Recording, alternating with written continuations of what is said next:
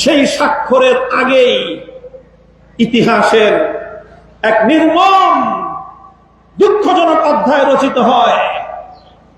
বর্তমান সংসদে সরকার দলের মুখপাত্র স্বরাষ্ট্রমন্ত্রী জনাব সালাউদ্দিন সাহেব একটি ভাষা প্রয়োগ করেছেন যেটি ব্যাপক আলোচিত হয়েছে, অন্তহীন প্রতারণার দলিল। সত্যিকার অর্থেই অন্তহীন এক প্রতারণা হয়েছিল। সেই অন্তহীন প্রতারণা হয়েছিল জুলাই সনদ স্বাক্ষরের আগ মুহূর্তে, যখন জুলাই সনদ ঐক্যমত্য কমিশনের পক্ষ থেকে সবগুলো রাজনৈতিক দলের কাছে প্রেরণ করা হয়। সমস্ত রাজনৈতিক দলগুলো সেই জুলাই সনদ পাঠ করে তারা জাতীয় সংসদের দক্ষিণ প্লাজায় একত্রিত হয় স্বাক্ষর করার জন্য। আর সবগুলো দলকে অন্ধকারে রেখে বিএনপি এবং ঐক্যমত্য কমিশন এবং অন্তর্বর্তীকালীন সরকারের কিছু বিশ্বাসঘাতক ব্যক্তিবর্গ তারা অন্তহীন এক প্রতারণার খেলায় মেতে ওঠে। সেই অন্তহীন প্রতারণার ছিল এই, সকলের অজান্তে গোপন চুক্তির মাধ্যমে বিএনপির সাথে অন্তর্বর্তীকালীন সরকারের বিশ্বাসঘাতক অংশ তারা নতুন একটি ধারা সেখানে সংযুক্ত করে দেয় নোট হিসাবে। সেটি হলো, যার যা ঐক্যমত হোক না কেন, কিন্তু নির্বাচনের পর যারা সরকার গঠন করবে তারা নিজ দলের দ্বিমত অনুযায়ী নোট অফ ডিসেন্টের আলোকে তারা নির্বাচনী ইশতেহার ঘোষণা করে জাতির কাছ থেকে সমর্থন নিয়ে সেই আলোকে জুলাই সনদ বাস্তবায়ন করতে পারবে। এইরকম একটি ধারা সেখানে সংযুক্ত করা হয়। এই ধারার কথা বাংলাদেশ খেলাফত মজলিস জানতো না। এই ধারার কথা জাতীয় নাগরিক পার্টি এনসিপি জানতো না, জুলাই যোদ্ধারা জানতো না। এই ধারার কথা বাংলাদেশ জামায়াতে ইসলামী জানতো না। এই ধারার কথা পীর সাহেব চরমনায়ের নেতৃত্বাধীন ইসলামী আন্দোলন বাংলাদেশ জানতো না। এই ধারার কথা জমিয়তুল উলামায়ে ইসলাম আমাদের জানা মতে জানতো না। এই ধারার কথা আর কোন দল, কোন সংগঠন জানতো না। শুধুমাত্র বিএনপির সাথে অন্তর্বর্তীকালীন সরকারের বিশ্বাসঘাতক অংশের প্রতারণার মধ্য দিয়ে এই ধারা সংযুক্ত হয়েছে জুলাই সনদের মধ্যে।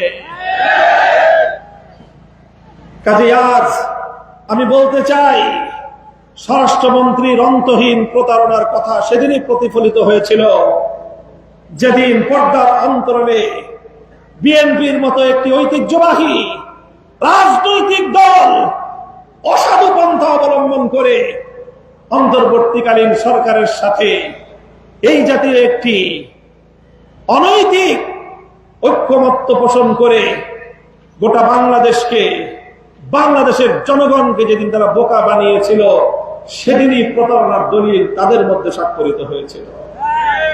সংগ্রামী সাথী ও বন্ধুগণ, এরপরে আমরা যখন দেখলাম জুলাই সনদ বাস্তবায়ন নিয়ে অনেক তালবাহানা চলছে, তখন আমরা রাজপথে নামলাম। জুলাই সনদ বাস্তবায়নের দাবি নিয়ে আমরা রাজপথে নেমেছিলাম, আপনাদের মনে থাকার কথা। আমরা রাজপথে আন্দোলন করলাম।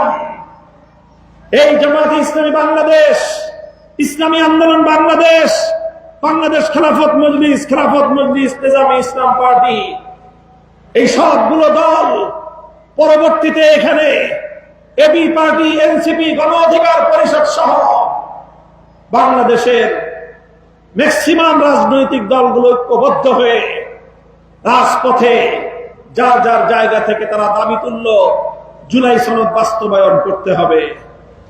এই গণদাবির মুখে শেষ পর্যন্ত বিএনপি দল রাজনৈতিক দল হিসেবে ঐক্যমত্য কমিশনে অন্তর্বর্তীকালীন সরকারের মধ্যস্থতায় সকলের মধ্যে একটা ঐক্যমত্য প্রতিষ্ঠিত হলো। ঠিক আছে, জুলাই সনদ বাস্তবায়নের একটা রোডম্যাপ, একটা প্রক্রিয়া তৈরি করা হোক। সকলের আলোচনার মাধ্যমে সেখানে বিএনপি ছিল, এনসিপি ছিল, জামায়াতে ইসলামী ছিল, বাংলাদেশ খেলাফত মজলিস ছিল, ইসলামী আন্দোলন বাংলাদেশ ছিল। সকলে মিলেই জুলাই সনদ বাস্তবায়নের রূপরেখা তৈরি করা হলো। কি রূপরেখা? রূপরেখা হলো যে একটি সাংবিধানিক সংস্কার পরিষদ গঠন করা হবে। সেই সাংবিধানিক সংস্কার পরিষদের মাধ্যমে সংবিধান সংস্কার করা হবে। এই ব্যাপারে সকলে একমত হলো। সাংবিধানিক সংস্কার পরিষদ কিভাবে গঠিত হবে তার প্রক্রিয়া নিয়ে আলোচনা হলো। সকলের সম্মতির ভিত্তিতে প্রক্রিয়া নির্ধারণ হলো, গণভোট হবে। সেই গণভোটে যদি হা জয়যুক্ত হয় তাহলে সংস্কার পরিষদ গঠিত হবে। তারা সাংবিধানিক সংস্কার পরিষদ, তারা পরিষদে বসে জুলাই সনদের ভিত্তিতে বাংলাদেশের সংবিধানকে তারা সংস্কার করবে। এই ছিল কথা। আমরা তখন দাবি করলাম, ঠিক আছে, এই গণভোটটা আগে অনুষ্ঠিত হোক, সংসদ নির্বাচন পরে অনুষ্ঠিত হোক। বিএনপি এবং তার সমমনা দলগুলো বলল যে না, একসাথে একদিনেই সংসদ নির্বাচন এবং গণভোট অনুষ্ঠিত হতে হবে। আমরা তখন আশঙ্কা করেছিলাম বিএনপি যদি সরকার গঠন করতে পারে তাহলে তারা এই গণভোটের রায় কার্যকর করাটাকে, তারা সংবিধান সংস্কার করার এই অঙ্গীকার বাস্তবায়ন করবে না। তাদের দ্বারা অঙ্গীকার ভঙ্গ হওয়ার মতো দুঃখজনক ঘটনা ঘটতে পারে। শেষ পর্যন্ত বিএনপির অনড় অবস্থানের কারণে একই দিনে গণভোট এবং সংসদ নির্বাচন অনুষ্ঠিত হয়। বাংলাদেশের মানুষ দেখেছে, জেনেছে। সেই গণভোটকে সামনে রেখে প্রথম বিএনপি সিদ্ধান্ত গ্রহণ করে তারা গণভোটে ন্যায়ের পক্ষে ক্যাম্পেইন করবে। সে মতে বাংলাদেশের প্রত্যেকটা এলাকায়, প্রতিটি সংসদীয় আসনে বিএনপির সাংগঠনিক চ্যানেলে না ভোটের পক্ষে ক্যাম্পেইন করার জন্য তাদেরকে বার্তা দিয়ে দেওয়া হয় এবং তারা তলে তলে না ভোটের পক্ষে ক্যাম্পেইন করা শুরু করে। এদিকে আমরা 11 দল রাজপথে গণভোটে হায়ের পক্ষে তুমুল আওয়াজ উত্তোলন করি এবং গোটা দেশের মানুষ তারা জুলাই বিপ্লবের চেতনাকে ধারণ করে। এমনকি বিএনপির অধিকাংশ মাঠের রাজনৈতিক নেতা কর্মীরা যারা শেখ হাসিনার ফ্যাসিবাদের দ্বারা আক্রান্ত ছিল, যারা রক্ত দিয়েছিল, জীবন দিয়েছিল, 15 বছর পর্যন্ত যারা নিজেদের বাড়ি ঘরে থাকতে পারে নাই, সেই বিএনপির মাঠ পর্যায়ের নেতা কর্মীরা পর্যন্ত গণভোটের পক্ষে, হায়ের পক্ষে তারা। বিএনপি যখন দেখলো এভাবে যদি আমরা ন্যায়ের পক্ষে নেমে যাই আম ছালা দুটোই হারিয়ে যেতে পারে, তখন তারা বিএনপির চেয়ারম্যান জনাব তারেক রহমান সাহেব তিনি ঘোষণা দিলেন, গণভোটে হায়ের পক্ষে ভোট দেওয়ার জন্য জনগণকে আহ্বান জানালেন। যেভাবেই হোক, যে কারণেই হোক, যে উদ্দেশ্যেই হোক, আমরা জনাব তারেক রহমানের গণভোটে হায়ের পক্ষে ভোট দেওয়ার এই আহ্বানকে ইতিবাচক হিসেবে বিবেচনা করতে চাই এবং 2026 সালের 12 ফেব্রুয়ারি নির্বাচনে এদেশের মানুষ ঐতিহাসিক ম্যান্ডেট দিল। প্রায় 70% মানুষ গণভোটে হায়ের পক্ষে মতামত দিল। শুধুমাত্র ফ্যাসিবাদের দোসর আওয়ামী লীগের কিছু নেতা কর্মী আর বিএনপির যারা সার্কুলার অনুযায়ী, নির্দেশনা অনুযায়ী না ভোটের পক্ষে ক্যাম্পেইন করেছিল, তারা একটা অংশ না বাক্সে ভোট দিল এবং বিপুল ব্যবধানে 70% ভার্সাস 30% গণভোটে বিজয় লাভ করলো। সংসদ নির্বাচনে বিএনপি এবং তার মিত্র শক্তি মিলে 50% ভোট পেল, আর গণভোটের হা বাক্স 70% ভোট পেয়ে বিজয়ী হল। সংসদে যাওয়ার পর, সংসদের শপথ গ্রহণ করার পর, সংসদ সদস্য হিসেবে শপথ গ্রহণ করে সংসদ সদস্য নির্বাচিত হয়ে বিএনপি বাংলাদেশের মানুষের সাথে প্রতারণা করলো। তাদের সেই অন্তহীন প্রতারণার অনৈতিক চুক্তিকে সামনে এনে তারা সংস্কার বাস্তবায়নের পথ থেকে সরে দাঁড়াবার অপচেষ্টা শুরু করলো। এবং বাংলাদেশের মানুষের দুর্ভাগ্য বলতে হয়, 70% মানুষের ইচ্ছা এবং অভিপ্রায়কে তাদের সরকার বৃদ্ধাঙ্গুলি প্রদর্শন করা শুরু করলো। সংগ্রামী সাথী ও বন্ধুগণ, আমি আর কথা দীর্ঘায়িত করছি না। আমি শুধু আপনাদেরকে এই কথাটুকু বলতে চাই, এই যে সংবিধান সংস্কার করার যে দাবি, বিএনপি 31 দফা আপনার নির্বাচনী ইশতেহার ঘোষণা করেছে, আপনারা জানেন। সেই ইশতেহারের প্রথম দফাই ছিল সংবিধান সংস্কার। বছরের পর বছর সংস্কারের কথা বললেন, ঐক্যমত্য কমিশনের সংস্কারের বিষয়ে একমত হলেন। জুলাই বিপ্লবীরা তারা কিন্তু গণপরিষদ গঠন করে নতুন সংবিধান তৈরি করার পক্ষে তারা তাদের দাবি উত্থাপন করেছিল।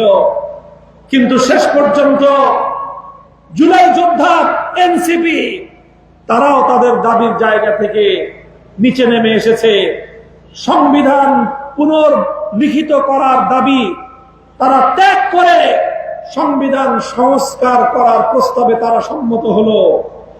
এনসিপি তারা গণপরিষদ গঠনের জায়গা থেকে নিচে নেমে এসে সংবিধান সংস্কার পরিষদে একমত হলো। আমরা সকলকে বললাম যে মিনিমাম একটা জায়গায় একমত হই।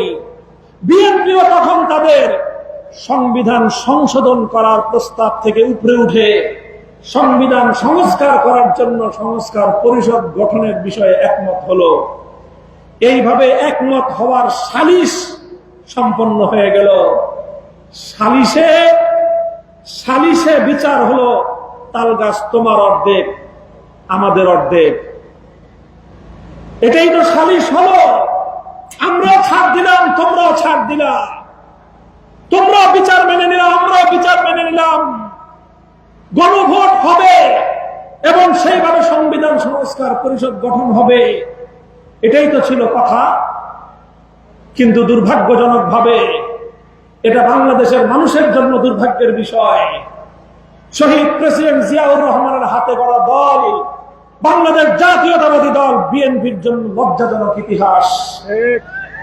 জাতীয় সংসদে দাঁড়িয়ে তাদের মুখপাত্র জনাব সালাউদ্দিন সাহেব বললেন, আমরা সেদিন সালিশ মেনে নিয়েছিলাম, আসলে আমাদের সালিশ আমরা মনে মনে মানি নাই, আমরা শুধু মেনেছিলাম যাতে কোনোভাবে ভোটটা দিয়ে ক্ষমতায় যেতে পারি। এই জন্য আমি জানি না কিভাবে জনাব তারেক রহমান সাহেবের পাশের চেয়ারে বসে এই ধরনের মুনাফিকি আত্মস্বীকৃতি ঘোষণা জাতীয় সংসদের মতো জায়গায় দাঁড়িয়ে বিএনপি দলীয় সাংসদ দিতে পারলেন। এটা শুনে লজ্জায় আমাদের মাথা হেট হয়ে আসে। আমরা বলতে চাই, আমরা এই দাবি আদায়ের জন্য মাঠে নেমেছি। বাংলাদেশ খেলাফত মজলিসের নিজস্ব এবং দলীয় এজেন্ডা এটা। যদি আর কেউ না থাকে, সব দল যদি পিছপা হয়ে যায়, বাংলাদেশ খেলাফত মজলিস একা হলো জনগণের গণভোটের রায় কার্যকর এই দাবি নিয়ে তারা জনগণের দুয়ারে দুয়ারে যাবে ইনশাআল্লাহ। আমরা যথার্থহীন ভাষায় বলতে চাই, এই জুলাই সনদের স্পিরিট যদি আজকে আমরা বাস্তবায়ন করতে ব্যর্থ হই, তাহলে আবার নতুন করে ফ্যাসিবাদ বাংলাদেশে ফিরে আসবে। আবার বাংলাদেশকে দিল্লির গোলামীর জিন্দিরে আবদ্ধ করা হবে। রক্ত দিয়ে যেভাবে আমরা দিল্লির গোলামীর শাসন ব্যবস্থাকে উৎখাত করেছি, জীবন দিয়ে দিল্লির কেনা গোলামকে আমরা দিল্লিতে পাঠিয়ে দিয়েছি। নতুন করে আমার স্বাধীন সার্বভৌম বাংলার মাটিকে দিল্লির করতলগত হতে দেব না ইনশাআল্লাহ। সংগ্রামী সাথী ও বন্ধুগণ, কথাটা ভালো করে বুঝবেন আপনারা।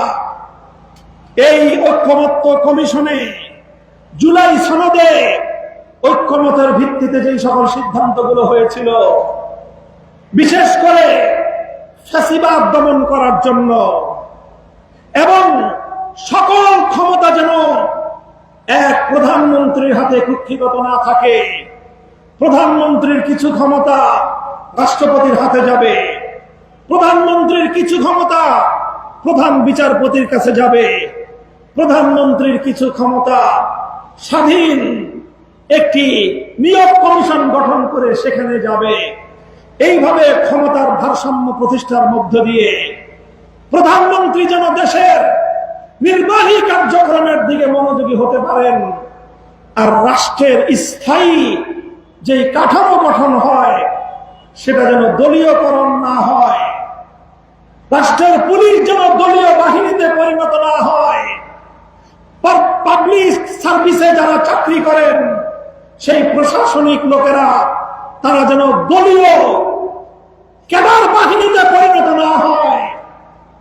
এটার জন্যই জুলাই সনদে গুরুত্বপূর্ণ ধারাগুলো সংযুক্ত করা হয়েছিল।